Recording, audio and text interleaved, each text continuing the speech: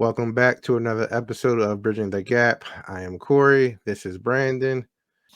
So recently there was a comedy show with Chris Rock and who's the other? Oh, and Kevin Hart.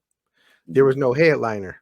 Um and it's cool because they split it down 50-50. They both were on some no ego. It doesn't matter who headlines. We're both here. We're going to support each other. Mm-hmm. And they actually made a call up to Dave Chappelle, and Chappelle showed up at the beginning. So Mm-hmm. basically, Chappelle was the opening act. I mean, which is crazy, but that shows that there's no egos among these guys. He did like 22 minutes. Mm-hmm. And at the end of the show, they took a picture. Well, before they took a picture, Kevin Hart gave Chris Rock a gift. He gave him a goat. He gave him a goat that was named Will Smith. And they took a picture, all three of them, and Chris Rock's holding a goat. Basically, he was giving the quote or crown to Chris Rock. But Kevin Hart later on said, why does there have to be just one goat? You know what I mean? You could be at best at this aspect of comedy, and somebody can be a goat at that. So he was trying to stress that there's more than enough room for everybody to eat. But bringing back just talking in comedy in general, who is the goat of comedy? Um, I think I want to approach this in two different ways. One, all time, all time great, All the time. and the second would be currently living. Because I think it's possible that those could be two different answers. You want to go first, or you want me to go into it? Uh, It's yeah. going. Let me hear yours first. All right. So of all time, I have to go Richard Pryor. Okay. Um, Okay. his body of work I'm not mad at that. is crazy. His comedy style, his delivery. What made Richard so great was he was very authentic. Like Mhm. you knew who he was. He wasn't someone putting on a mask or pretending or acting. This guy talked about setting himself on fire, smoking crack. Like, I think that's what makes a comedian great when you really walk away knowing who he is. Mhm. His, faults and all, like he's a human, this is who he is, and he gives you his perspective. And a great thing about Richard Pryor is he could just be telling a normal story and it'll be funny just on his delivery. Mhm. I just think he's just naturally funny, and I don't know. I just think he paved the way for everybody else. Mhm. I think he paved the way for Eddie Murphy, Chris Rock, and everybody else.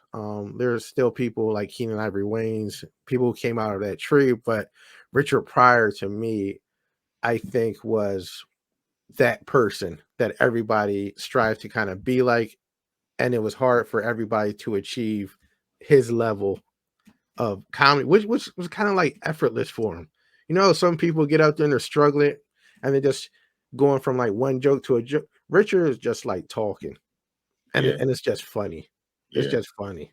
There's there's very few, and I only know one comedian who's on that same level, but that's my present, and I don't want to give that one yet. So you want to go your all time? All time. Yeah. So just to respond to you real fast about Richard Pryor. Like obviously he was before my time. I was born '95, but You ain't have to do that. It's before my time too, man. It's like I, uh, I forget where it was. Probably Netflix, and they had one of his specials on there. I'm like, oh, this is a guy Richard Pryor I heard so much about. Let me give him a let me give him a play. hmm And like he was like you just said, real authentic, just naturally funny. Yeah. Like he made a joke about like this black person or him probably having a heart attack, right? And Yeah. telling himself stop eating too much pork. Like it was funny. Like, it was really funny. But I think my all-time GOAT will probably be Eddie Murphy. Wow. Um, Okay. Not it's mad. just raw and delirious were iconic. And then a lot of people really won't consider him the GOAT because he only had two specials. And I'm like, I can understand that. To be considered a GOAT, some of that has to deal with body of work. Mm. Right? But the body of work that he had so far, it was like epic. You know, Yeah. like Yeah. I don't Mm-hmm. know. And Eddie Murphy just one of them guys too that's naturally funny. Yeah. Yeah. Like you don't have to like kind of act on stage, like try to do too much. And Right. just throw an example out there, like Kevin Hart, right? Yeah. I don't think Kevin Hart stand-ups are funny. Do I think he's a naturally funny guy? Yeah. And Mm-hmm. I think what he was talking about, like, why can't it be more than one goat? Like, it's different aspects of comedy. I understand. I Mm-hmm. understand him because in his own example, he's kind of funny his own aspect of comedy. Yeah. He has his own lane. Yeah, he just I don't Yeah. know what to call it, but he's just naturally funny when Yeah. he's trying to be funny. Yep. Yeah. No, I get it. But Mm. but yeah, I would have to say Eddie Murphy. And then he left enough room for scarcity. Like he left he left enough room that to be like, dang, Eddie Murphy, he a beast. Like if only if he was doing comedy. If only if. And we probably may not ever get that only if again. But his first two was so iconic that people Yeah. still living off of history. This is true. Yeah, no, his first two were just crazy. No Mhm. one's going to touch those. Like I can't argue with that. Eddie's that dude. I know he was talking about like going in different clubs and trying to work on some new material, but there's no way Eddie will do another special because of the climate that we're in. Yeah, like Because you can't. There's only one comedian that can still be true to comedy right now. Because if you say anything, it's it's not a good place right now for comedians. Because yeah, comedy is supposed to be like a true freedom of speech art, and once you start censoring art, it becomes something else. And I yeah, think Eddie's stuff, if Eddie is going to be on that same level, he would have to be in that lane. But since he's older now, I don't know if his comedy would be the same. I don't know if it'd be tailored to his life now and being more of a family man and going through divorces, and which still be funny. And yeah. Eddie's naturally gonna be funny, but I don't know if his comedy style, if he I don't think he can do that in today's climate. And that's sad. If I was him, I would just leave it as a classic. Like I Word. look at Eddie Murphy stand-ups just as like a classic movie you just don't touch, right? Like Yeah. don't be like for Okay. example, how you seen the movie How High, right? Yeah, the first one. Right. It's like, Don't be a How High number two where you just messed it up. yeah, I Right? would never And watch that. exactly right. And it's just like all these years now, like you said, we don't know how he adapt to this climate. And what he was talking about then, he talked a lot about the LGBTQ Oh community, my god. Oh like no, he be canceled. They them, them being sirens on cars and stuff like that, getting stopped in traffic. Like he can't talk yeah. about that stuff now.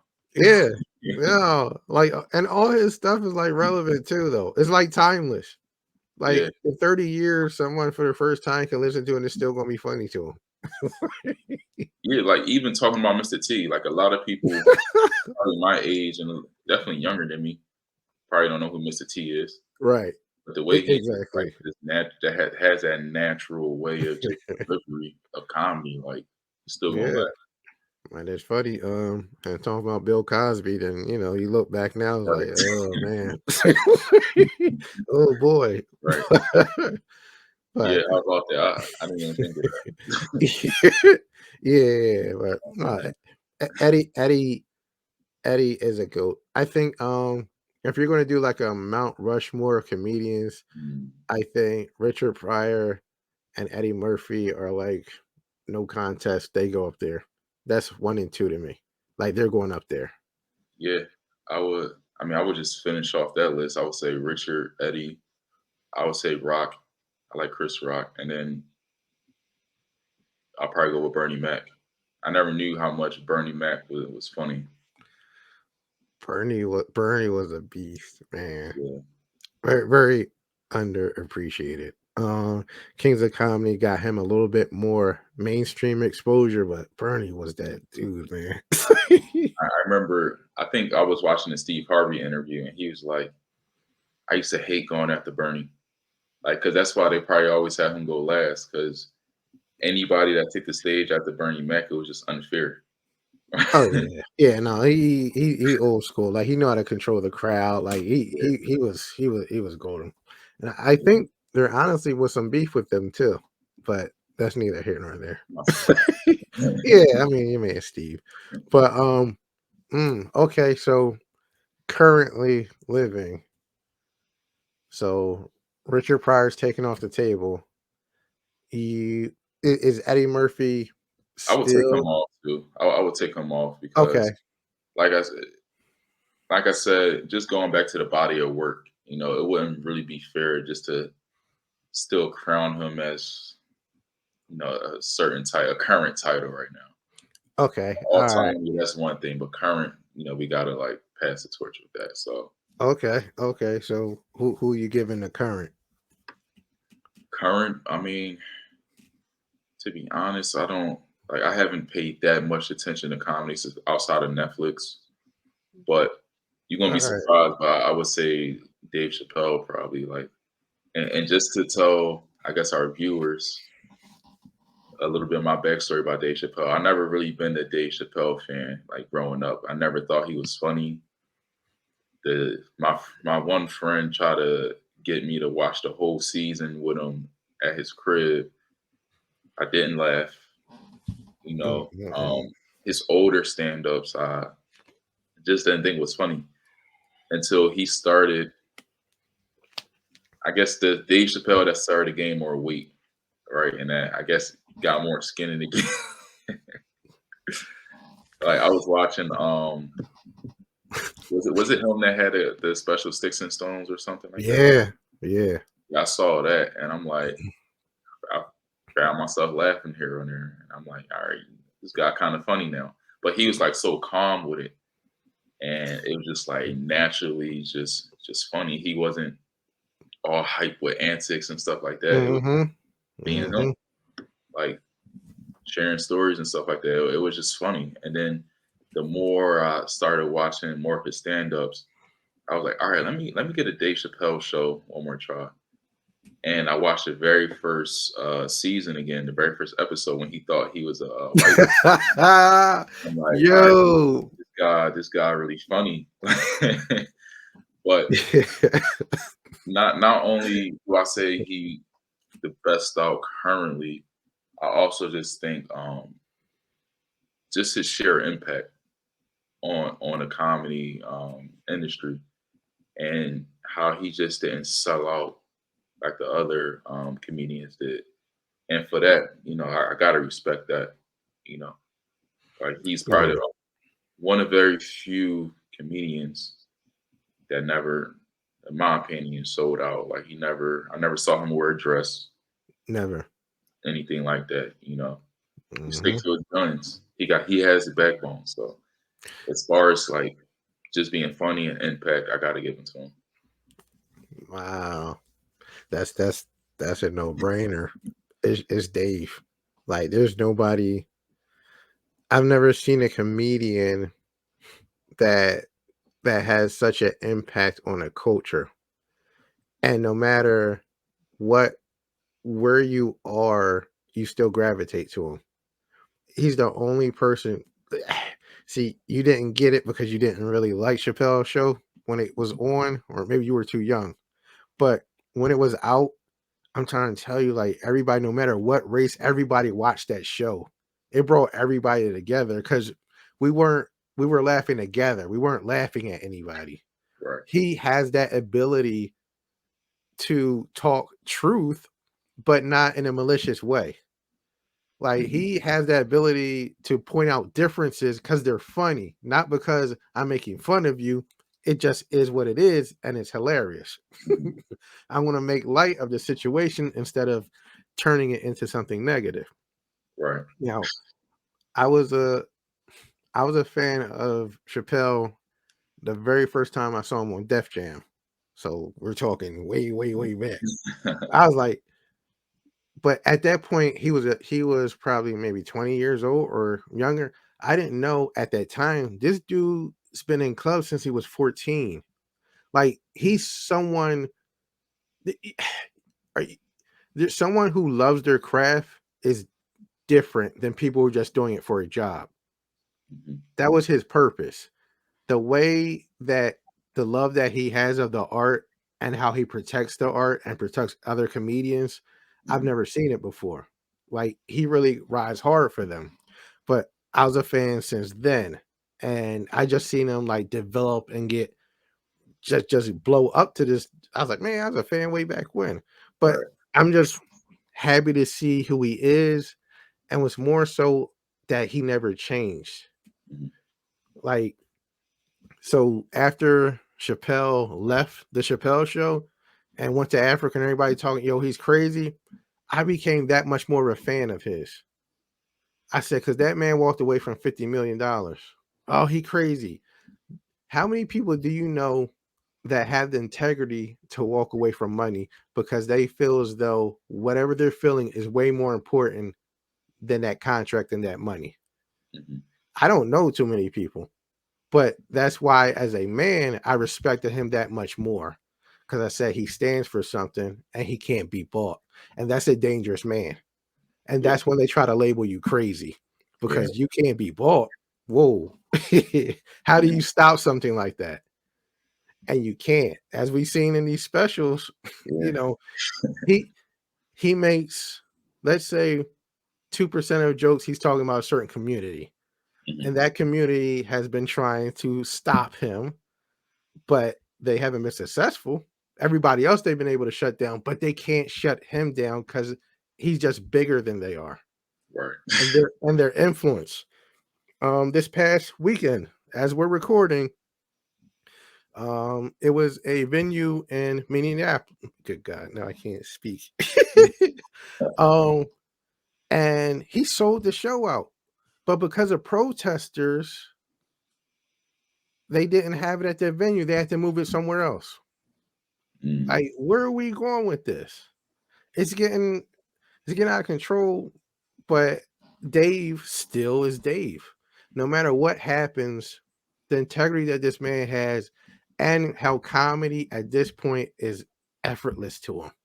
Mhm. He's got that Richard Pryor, that thing where he can sit down and just have a conversation and you'll be entertained and you'll be educated because he's very intelligent and you can always get that from his specials and when he's talking. Right. There's a it's not a special, but I think maybe in June, it's on Netflix. Uh I think it was at Duke Ellington School where Dave used to go. They wanted to rename the school. Did you Mhm. see that? I heard about it. Yeah. Oh man, you gotta watch that. It's not a comedy source, but it's great. Mhm. Like they wanted to rename the school, and that was the dedication for it. And him just talking about what he went through just to get in the school and the integrity of art and protecting that art and what he did at the end of it like Mhm. shows why Dave is a different animal than anybody else when it comes to comedy. So I just he's going on a Mount Rushmore for me for just I've never seen a comedian move like this Mhm. that can't be moved by other people because usually, when the tide turns, comedians will kind of back down, but Dave just stands like, no, Yeah. no, I've never seen that before. He's So bigger than comedy. yeah, yeah, I would agree with that. Like like you were just saying, just his pure impact on everything. Like definitely bigger than comedy at this point. Hmm. So who's on your Mount Rushmore? I think we already established uh Richard, right? Richard Richard, Richard, Eddie, Chappelle. Man, I think body of work. I gotta go Chris Rock. Oh, yeah, I'm not mad at that. Like Yeah. Chris Rock and Bernie Mac was interchangeable, in my Yeah, and opinion. the only reason I'm giving more to Chris because what is it? He those two specials he had were crazy. I think Killing bigger. Himself. No, that's Chappelle. Oh, Bigger and blacker, and oh man, I forget. But there were two specials that Chris Rock did like back to back. One that just made him like he just blew up. Then the yeah. other one just like even propelled him more. I was like, oh, like Mhm. they propelled him into a whole different level of stardom. Them Jones, and they still nice. Like you go back now, they still. So I gotta give it to him on that front, and he's still been doing it. Now, Yeah. like the last one I watched, I don't think I laughed too much, but but he's still doing it. You know what I mean? Like he's still out there. So I gotta give it to him. You know who I kind of forgot about, where you can kind of make the case for number 4 or 5, but Cat Williams, like the older Cat Williams, I love like Cat. Pimp Chronicles, Cat Williams. Yo, that's classic. But his newer stuff, not, Nah, not I, I really. I keep trying. I keep watching them because like you'll see flashes, but it's I think he's a victim of his own success. Like he can't Mhm. recreate what he did. And that first one was so hot. Yeah, It was so good, but I don't know. Like he's just not able to. I don't get it. I don't get it. Like I still like him, but there's no way I can. All right, so how many specials are we saying that were hot? Like one and a half? Because that's I think that's all I can really give him. I mean, he had the Pimp Chronicles, and then he had, I think it was something like Pimpin'. He had a couple that was alright. It's just his newer stuff. Man, I give him one and a half, man. I can't put Mhm. him up there. Okay, I I still mean, like him. Don't that's get fair. to it. I definitely like him. I think there's a bunch of comedians that don't get loved the way they should because they like Earthquake, been in the game for years. I love Earthquake. Bernie Mac, Eddie Griffin, uh Eddie, Eddie taught some stuff, so he ain't never gonna be mainstream. him, and like DL. I think DL. D.L. Hughley? Yeah, he's funny, but he's more so into intellectual funny. Like he won't like have you jumping out the chair, laughing, smacking your Nah, knees and stuff like that. But nah. yeah, He's okay though. He's okay. I yeah, mean, yeah, he's not gonna be on anybody. He's okay. I'm yeah. gonna leave it like that. um, but all right, so we got those. Does going mainstream and being successful mean you are a sellout as a black comedian? Why I pose this question, I was watching some quote unquote comedians. Well, two one of them was an old comedian from back in the day that's still trying to be relevant, that's not funny. One is a person I've never seen in the comedy world, I guess, who just critiques comedian. They were talking, saying, Chris Rock, the black community needs to see him more, and he needs to, show that he's with the black community more, and that he doesn't have that black audience. And I was kind of perplexed. It's like everywhere Chris goes, majority of black audiences. I don't know any black person who's ever said they don't mess with Chris Rock. Yeah, like And his material, no matter what, he's talking about black stuff. And you know what? It's funny because one of the person's argument was, well, if you critique Chris Rock's his material, he's always bad mouthing black people or talking about black people in those circles. So he's saying that to the white audience or listening. So do you want him to talk about black stuff or not? So one way or another, he's going to be a sellout to you. Because if he were in those circles and being mainstream and he only talked about white things, you're going to say he's a sellout because he doesn't talk about black people anymore. So it's one of those things like you're damned if you do and you're damned if you don't. Right. So Yeah. I appreciate Chris Rock for always being who he is. But back to the original question, does going mainstream and you being popular, does that mean that you're a sellout in the black community? Absolutely not. Like to what you were saying, like I don't know who the old comedian was and the newer guy that critiqued him, but um it just seemed like they hating to me. Like to No, be quite that's what it honest comes with down you. to. Because Yep. when if they say that he went mainstream and is a sellout, well then I pose a question, when did he lose the black community? Like when did he lose him? That's From a all great the way question. from all the material I watched, he pretty much talked about black people. Yeah. So, I mean, granted, a lot of more white people may like Chris Rock, sure, right? Than your Mhm. typical black comedians. Mhm.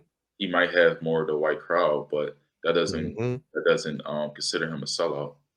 No, You not at know, all. And considering we're 13% of the country, yeah, you're going to get some crossover. If you want to be successful, you're going to have to get, that other 80 plus percent to be fans of you.